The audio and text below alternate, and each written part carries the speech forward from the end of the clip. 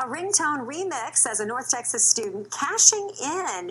Umair Ali, a student at UTA, has created several new ringtones for iPhones. He actually uses already existing tones and then turns them into hip-hop inspired remixes. Ali submitted his first ringtone directly to iTunes a few years ago.